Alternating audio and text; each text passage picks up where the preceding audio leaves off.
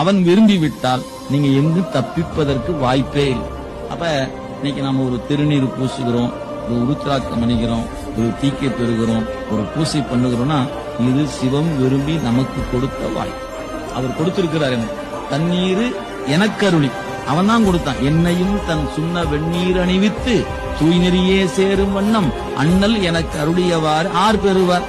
சரி, அவர் மட்டும் இது கொடுக்கலினா மன்னதனில் பிறந்தை மாண்டு விழக்கடவே. வந்தமா இருந்தவன் வாழ்ந்தமா செத்தமானு போயிருப்பான். அப்படிலாம் போகாம என் திருநீர் பூச வைத்து சிவநெறியிலே நிற்க வைத்தது சிவமல்லவா எனக்கு செய்திருக்கிறது.